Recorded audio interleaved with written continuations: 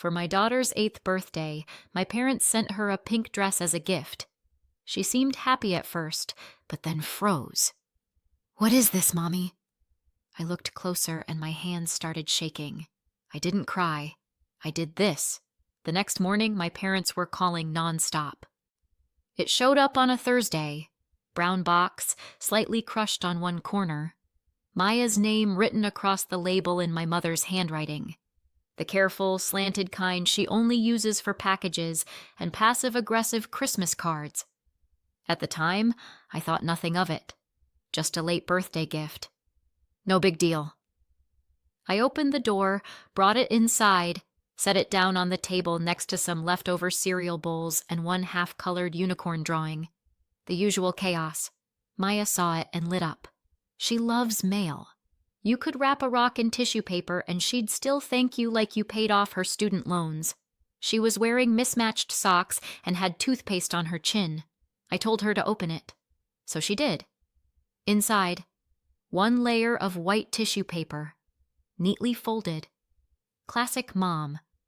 She peeled it back and gasped. "It's a dress," she said, holding it up. Pink, soft. Little embroidered stars near the hem.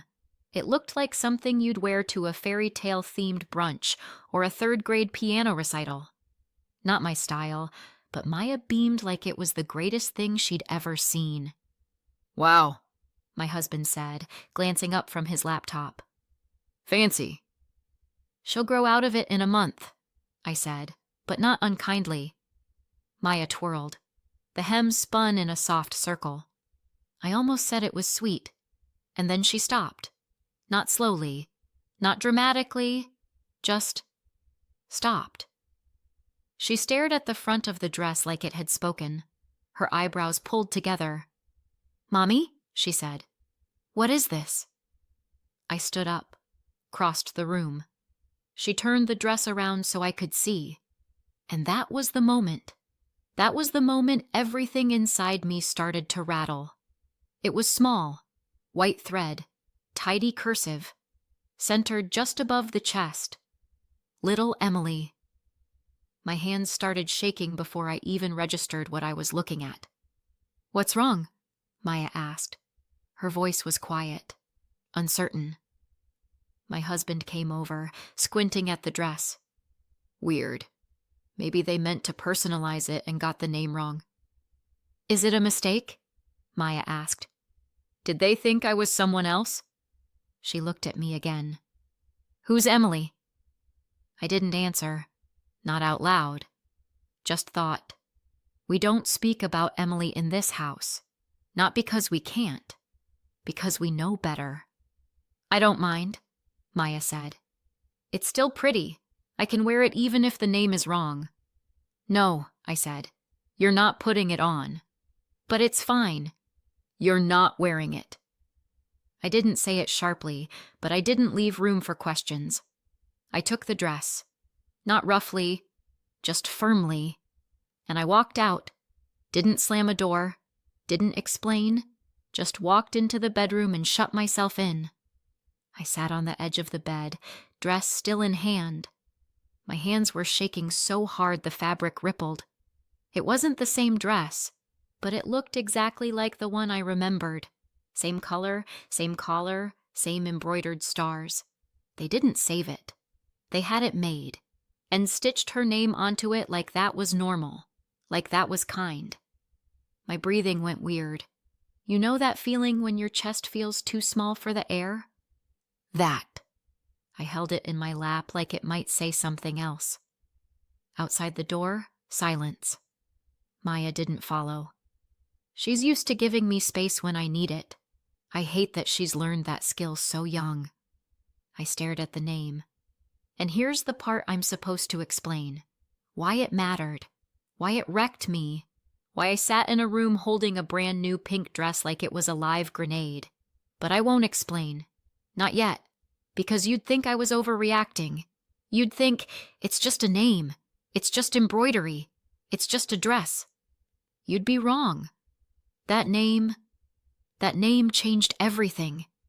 That dress? That was the line. After this, nothing would be the same.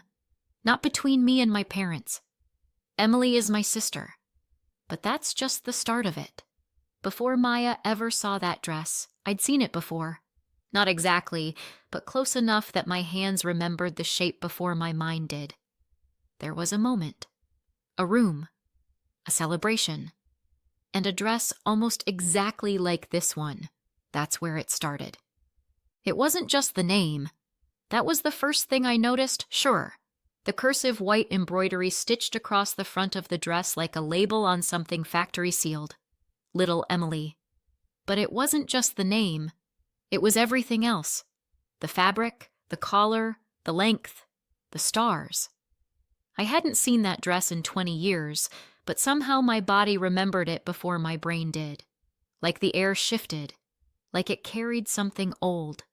They hadn't bought this off a rack. They hadn't stumbled on it by chance. They had it made. Custom. Carefully. Like a memory they wanted to wear again. I sat with it for a long time. Not crying. Not speaking. Just sitting. And at some point, quietly, I thought, this wasn't for Maya. It was for them. Because this wasn't the first time they gave a pink dress to a little girl in the family and acted like it meant something. It was my birthday. I was turning 6. We had company over. Aunts, cousins, neighbors who weren't really friends but showed up anyway because my mother had a gift for guilt invitations. But no one said happy birthday to me because Emily had just gotten into a dance group, a youth program with a name like Star Steps or Sparkle Academy. Something sparkly and big. The celebration wasn't for me. Not really. Emily came out in her pink dress, the original one, spinning like she'd been born with stage lights in her eyes. Everyone clapped. Someone took a photo. My mother beamed like she'd won an award. I stood at the edge of the room holding a juice box. At one point I walked up to her, my mom, and said quietly, "It's my birthday." She didn't look at me when she said it. "Don't make this about you." I remember walking back to the couch and sitting down. I remember thinking, oh. It wasn't the first time Emily outshined me. It was just the first time I realized I would never catch up. She was 2 years older, but the space between us felt endless. She had the kind of charm that made teachers lean in and listen. She could walk into a room and come out with everyone's admiration stuffed into her back pocket. She wasn't cruel. Not exactly. She just absorbed all the light. And the rest of us got used to squinting. I used to copy her handwriting, her posture, her laugh. I thought maybe there was a formula, and if I cracked it, I'd earn the same warmth. But no matter how hard I tried, I never learned how to be golden. Years passed. We grew up. Emily floated through jobs and cities and relationships, always landing just long enough to be admired, never long enough to take root. She didn't disappear. She just moved faster than the rest of us could track. Then she announced she was starting a brand. Not just a store, a brand. It was going to be fashion forward, ethically sourced, high impact, low waste. She had the vocabulary down so well I almost believed she knew what it meant.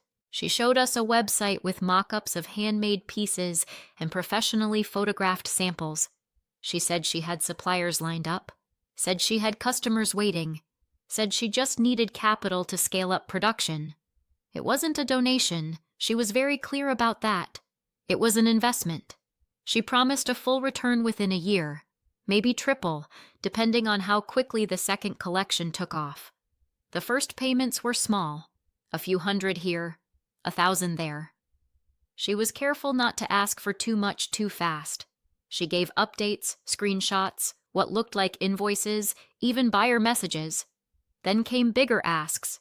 She said a boutique in Los Angeles had placed a bulk order and she needed to front the manufacturing costs. Then a showroom in New York. Then some influencer who wanted exclusivity. We believed her. My parents gave what they could. I gave more than I should have. Because she wasn't just my sister. She was the star. And when she shines, we all get a little light. Then one day she stopped replying. There were delays, missed calls, messages that said she was overwhelmed, that she just needed a little more time. Then she went quiet, and the money went with her. At first, we thought something had happened, something serious, some emergency, but nothing ever came. What did come was a letter, short, flat. It said she had moved abroad, that she needed time and space, that she hoped we'd understand. No apology, just that. And slowly, painfully, we began to understand the rest. There was no business, no production, no suppliers, no orders, just a website. And behind it, nothing. She had taken the money, all of it, and spent it. Not on the business, not on materials or manufacturing or marketing. On herself, on travel, on hotels and gifts and God knows what else. She took everything we gave her and vanished. The damage wasn't just financial, it was legal. I started getting calls about accounts I never opened, credit I never used. She'd taken loans in my name, cards, small at first, then larger. Always one step ahead. The police said it was a civil matter. The bank said it was my word against hers. The damage sat there, growing interest. My parents were broken. That's what they told me, over and over. Like if they said it enough, I might forget they were the ones who handed her the matches. I helped them. I stepped in. I picked up extra shifts, covered part of their mortgage, paid off their overdue bills one by one until my hands shook at the end of every month. And all this time, I thought we were aligned. I thought we had all learned the same hard lesson until the comments started. Maya looks just like Emily did at that age. She has her spark. Maybe she'll dance too. At first I thought it was nostalgia. Then the gifts came. The books, the outfits, the soft push toward old familiar shapes, and then came the dress, and everything that followed. I didn't react the way I thought I might. No yelling, no sharp breath. Just a stillness that settled in my spine and wouldn't leave. I picked up my phone instead. Still sitting on the edge of the bed, dressed beside me like a sleeping ghost, I opened my banking app. Then another. Then another. Each one blinking open like a polite assistant asking what I needed. I canceled the grocery card reloads. I canceled the monthly transfers. I canceled the half payment I'd been making toward their mortgage. Gone. Gone. Gone. It was quiet, mechanical, almost soothing, like deleting old voicemails. I didn't even pause to second guess it.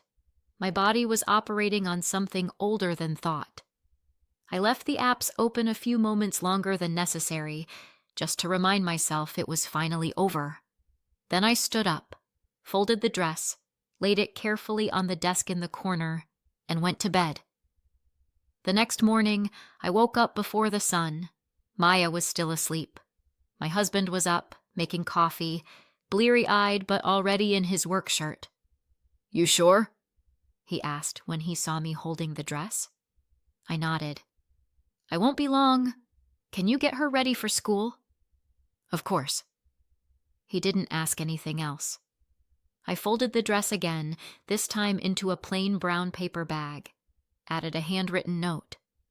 3 short sentences, each one heavier than it looked. "You lost one daughter. I'm the one who stayed. You just never noticed.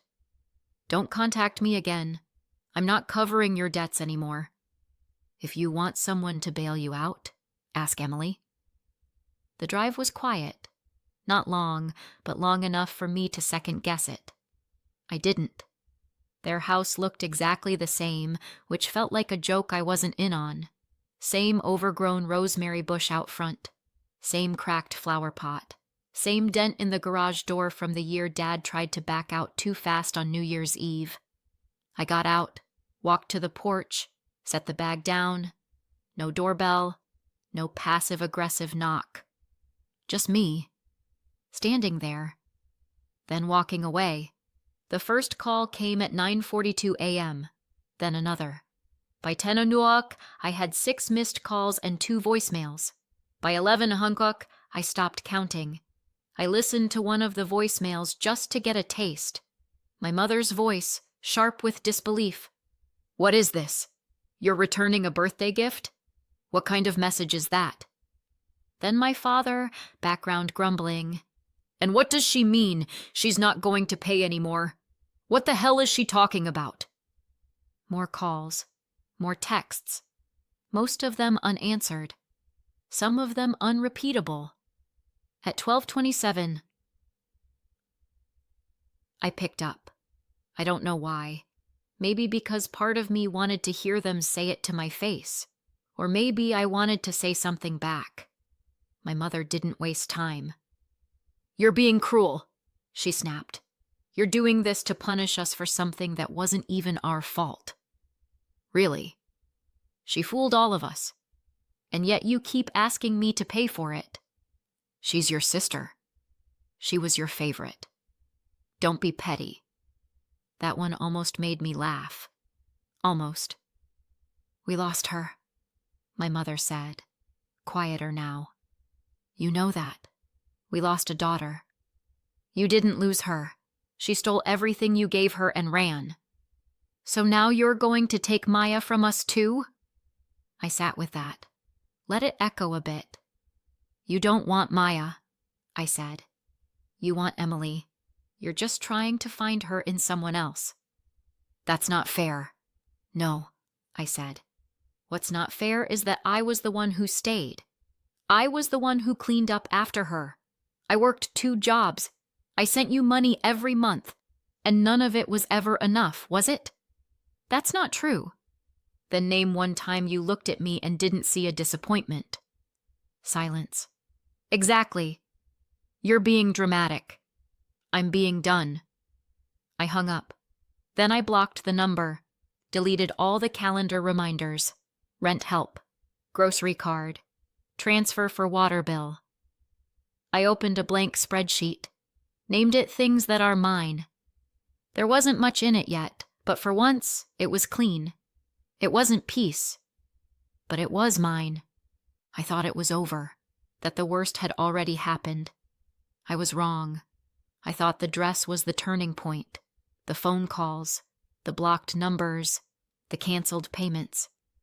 I thought that was it. The fire burned through, damage contained. But there was more coming, the kind of more that doesn't show up until you think it's safe to sit down. The kind that creeps in sideways and makes you realize the floor you were standing on wasn't actually solid. At first, it was noise. Cousins, aunts, people who hadn't spoken to me in years suddenly finding their voice. "You really cut your parents off? Over a dress? You need to talk to someone. This isn't normal. They're your family." The texts rolled in with the same rhythm, some polite, some self-righteous, some pretending to care. One even added a praying hands emoji, which honestly felt worse than if they'd just called me names. I ignored them all. And then came the call I never expected. Unknown number, late afternoon. I was folding laundry and thinking about nothing, which was rare and nice. I almost didn't answer, but I did. "Hey." I froze. I hadn't heard that voice in 5 years, but my body remembered it immediately. "Emily." "I heard you cut them off," she said. No small talk, no apology, just that. "They told you that?" "Yeah. I've been talking to them." There it was. The part they never said. The part I hadn't even thought to ask about. "You've been talking to them this whole time?" "Pretty much." "Where have you been?" She hesitated. "Around." "Around," I repeated. "You vanished. Do you know what that was like? You didn't call. You didn't message. We didn't know if you were even alive. I needed space. You needed money." Silence. I sat down slowly, socks still in my hands. I wasn't even folding anymore, just holding them like they'd keep me grounded. You stole from us. I didn't.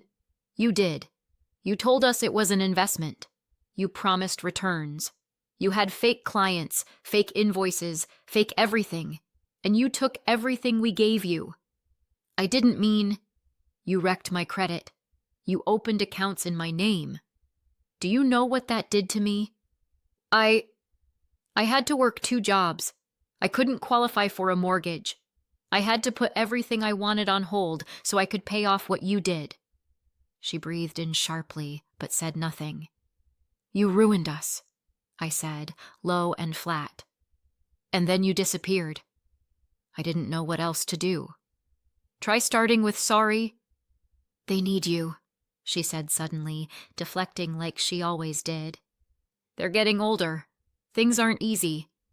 So why don't you help them? Another pause. It's complicated. I can't right now. Things have been tight. You were always the stable one. Was I? You have a job, a home, a family. You're good at this. I stared at the floor. My hands had gone still in my lap. I could hear her breathing on the other end. Controlled, soft, practiced. They don't say it, but they appreciate what you've done, she said. I just thought you should know they're struggling. I already know. Then why cut them off? Because I'm tired.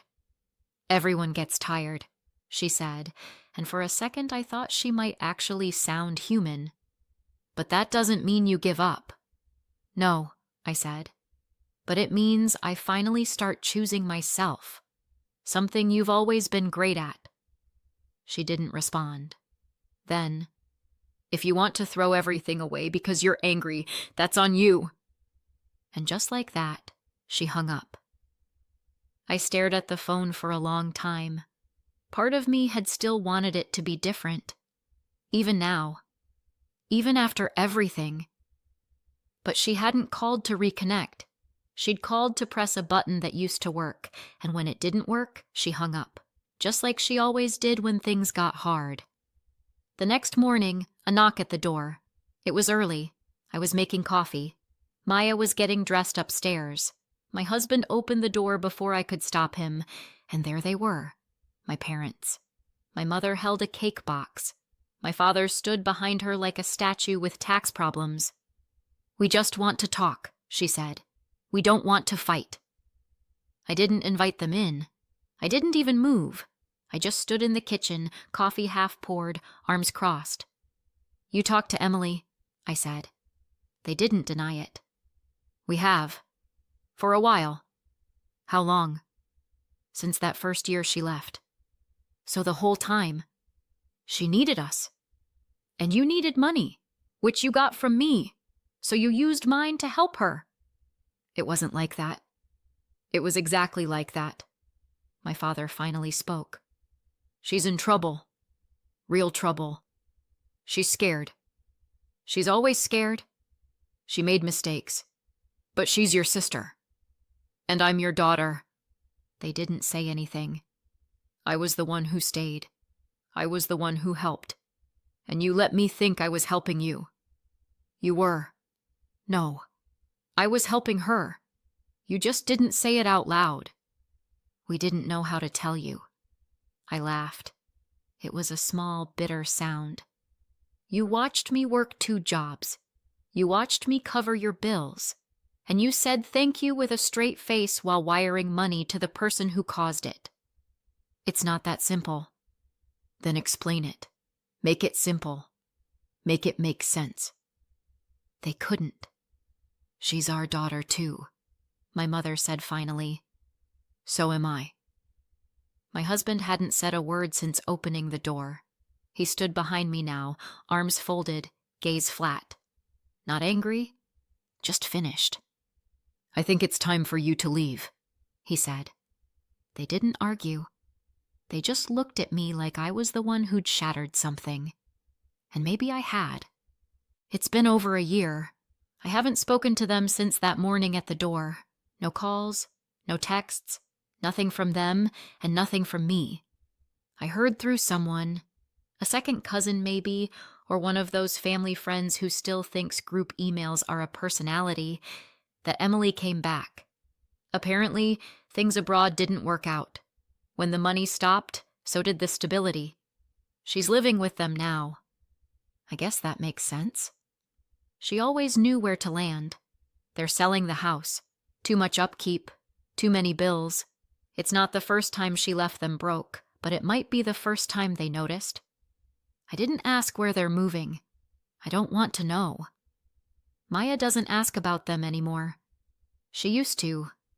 Little things, like whether Grandma would come to her next recital. But after a while, the questions stopped. Kids know more than we think. Now it's just us. The three of us. We make pancakes on Sundays. Maya plays loud music while she brushes her teeth. My husband fixed the cabinet hinge I'd been ignoring for years. I sleep. Real sleep. The kind where you wake up and feel like you've landed somewhere safe. There's no pink dress in the closet. No comparisons hanging in the air. Just Maya being Maya.